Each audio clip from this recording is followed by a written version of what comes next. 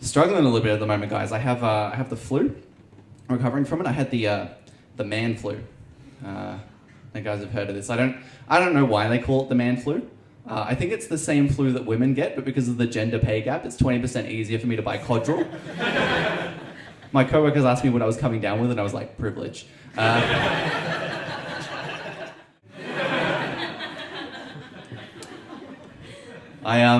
have a real problem with meshing reality and fiction together. Like, this happens to me quite a lot. Like, the other day, my friend was going for a job interview. She wanted help on her job interview, and it was for a sales position. She goes, "What did they do when you went for your last sales position?"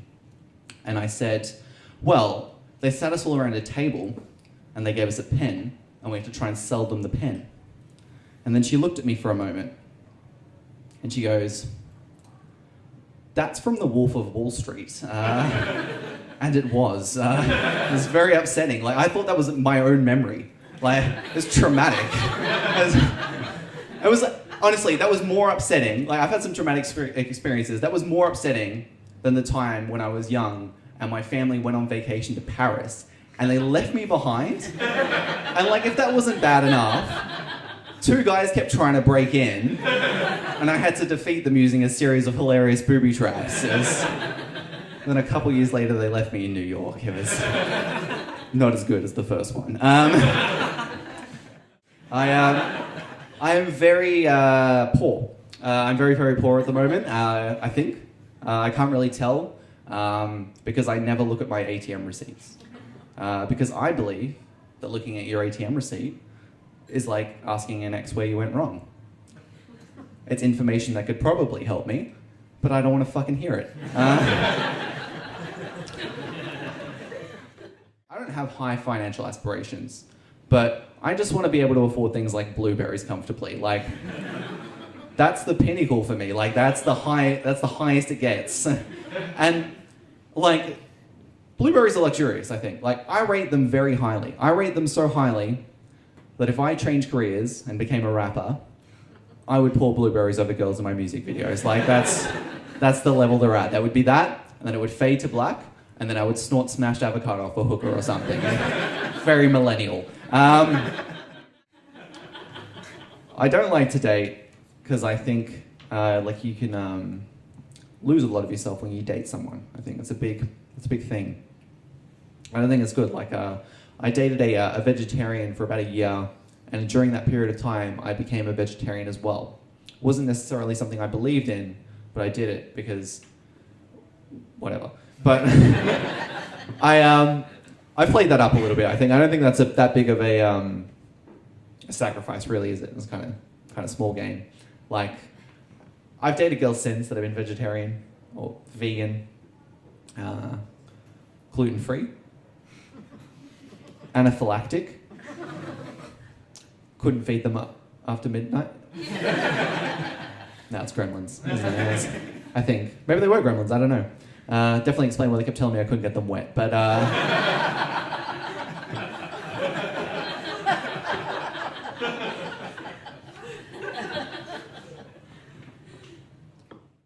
like romance. Romance is fine.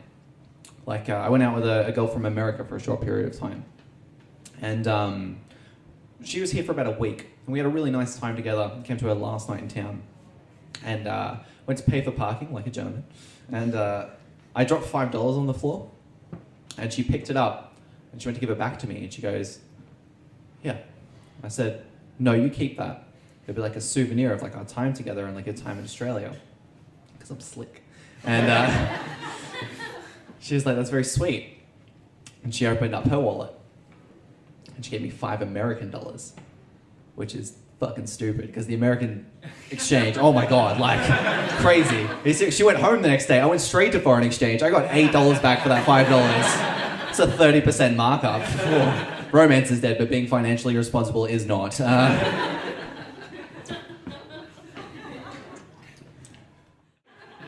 I do a lot of online dating. Online dating is, I don't like online dating because I think that people can hide themselves behind. It's very easy to ghost someone and make someone feel very bad because you're behind a screen. Or so I thought. I was at a shopping centre recently. I was in a food court, because my life is going well. And in this food court, and I sat down next to a very pretty girl, and she sort of looked at me and she smiled. She went back playing on her phone. I started playing on my phone. And I couldn't help but see out of the corner of my eye that she was playing on Tinder. And eventually she swiped across and came to my profile. And I saw her sort of side glance me and then swipe no.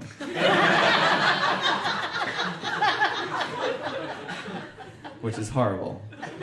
The only thing that could have been worse is if she looked at her phone and went, oh, and then threw it across the food. I like first dates. First dates are very good. I think they're a fun time because you get to learn about people. Like I went on a very interesting date the other day. I went out with a girl and I was like, hey, what do you do for a living? She goes, I volunteer at Sea Shepherd. And I was so impressed. Like no one's ever told me they were unemployed with such self-confidence before. We ended up sleeping together, which usually gets a round of applause. So it's fine, we're not filming or anything. We ended up sleeping together and we're about halfway through. So about 3 minutes in. And I don't know why that's funny. No, we're sleeping together, and I'm a nice guy, right? I want to make sure that she's having fun. I want to make sure that she's having a good time. So I was like, is this good for you? And she goes, it's okay. But I could really use a cigarette. Which is not a good feeling, if I'm being honest. When you're inside of someone and you're like, hey, is this good for you? And they're like, yeah, but you know what'd be better? Cancer.